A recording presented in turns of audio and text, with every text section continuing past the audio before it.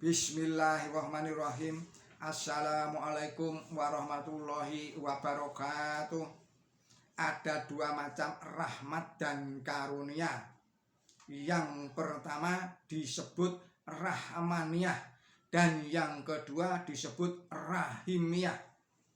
Rahmaniyah adalah karunia besar yang dimulai sejak sebelum kita ini ada. Misalnya Allah Ta'ala telah menciptakan bumi, langit, bulan, matahari, serta benda-benda bumi dan langit lainnya sebelum keberadaan kita yang semuanya berguna dan akan selalu berguna bagi kita semua. Hewan-hewan juga mengambil manfaat dari benda-benda itu, tetapi hewan-hewan itu sendiri juga berguna bagi manusia. Jadi seakan-akan tetap manusialah yang mengambil manfaat dari semua makhluk itu secara keseluruhan. Lihatlah di dalam hal-hal lahiriah, manusia makan makanan yang bermutu tinggi berupa daging hewan dikonsumsi manusia, sementara tulang-tulangnya diberikan untuk anjing. Secara lahiriah sampai batas-batas tertentu binatang pun merasakan pengalaman yang sama dengan manusia. Namun dalam kenikmatan batiniah, hewan tidak merasakan hal yang sama dengan manusia. Singkat kata, inilah dua jenis rahmat Allah Subhanahu wa Ta'ala. Yang pertama, rahmat yang tersedia sejak sebelum kita ada.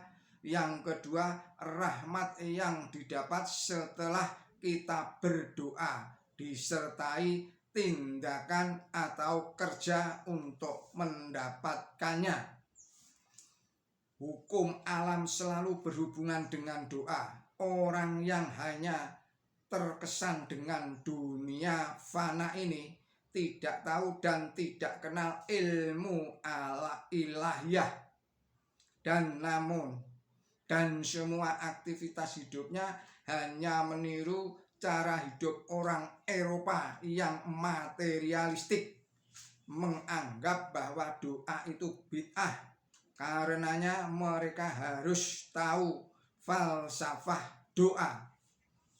Perhatikanlah, ketika lapar, seorang bayi akan menangis dan menjerit untuk mendapatkan air susu dari ibunya.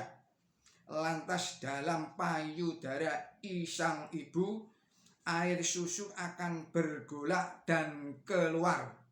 Padahal bayi itu tidak tahu apa artinya doa. Tetapi apa sebabnya tangisan dan jeritanya membawa daya tarik bagi air susu sang ibu? Ini perkara umum yang setiap orang mengalaminya.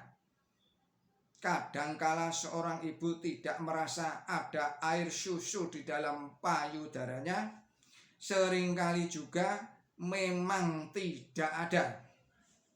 Tetapi entah mengapa setelah jeritan bayi yang menyayat hati sampai di telinga sang ibu, maka air susu pun seolah-olah segera keluar menyambutnya.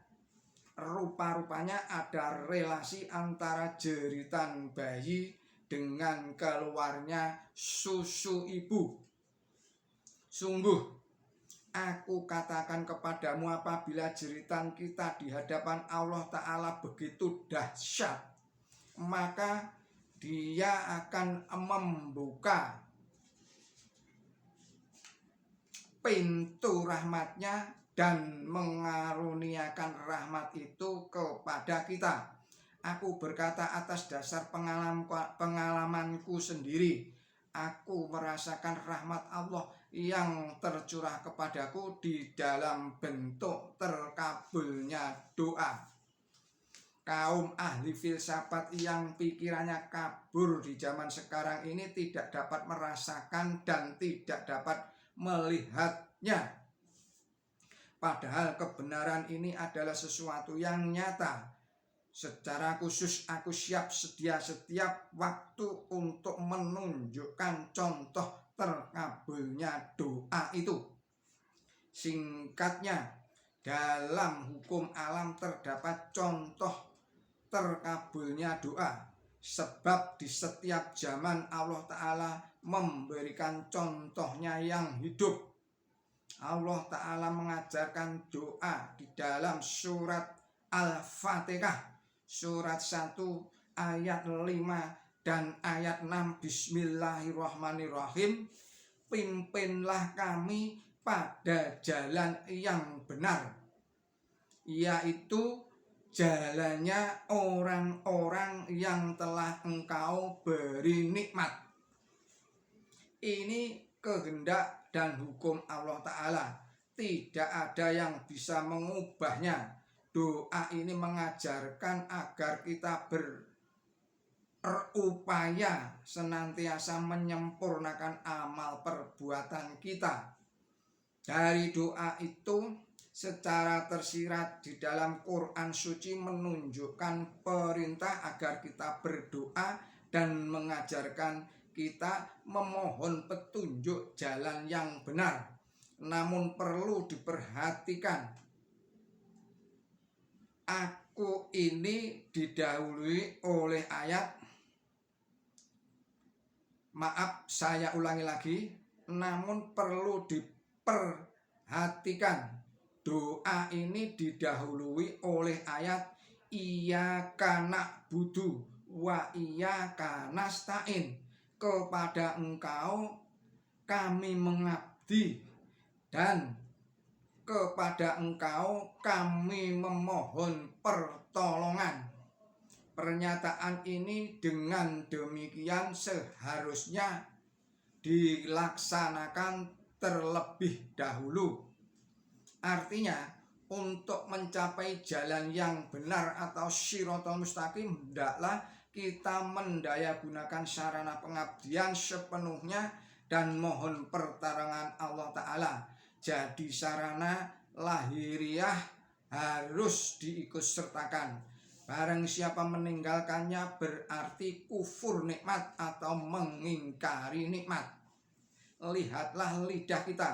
Allah Ta'ala menciptakan, padanya terdapat pembuluh darah dan syaraf. Jika tidak ada keduanya unsur itu, maka kita tidak bisa berbicara. Lihatlah lidah atau lisan dianugerahi kemampuan untuk berdoa sehingga dapat mengucapkan kehendak hati. Amat disayangkan bila kita tidak pernah menggunakannya untuk berdoa. Banyak sekali penyakit yang jika menimpa lidah, maka seketika itu lidah tidak dapat berfungsi dengan baik. Dalam hati tersimpan keadaan khusyuk dan kuduk serta kemampuan daya pikir. Maka ingatlah, apabila kita menghentikan dan meninggalkan semua daya dan kekuatan itu, kemudian berdoa, maka doa ini tidak bermanfaat dan tidak efektif sama sekali. Sebab jika pemberian Allah Ta'ala yang pertama itu tidak dimanfaatkan sedikit pun, maka pemberian yang berikutnya juga tidak akan membawa manfaat apa-apa. Oleh sebab itu, sebelum memohon ihdinas syiratal mustaqim, nyatakanlah iyyaka na'budu terlebih dahulu.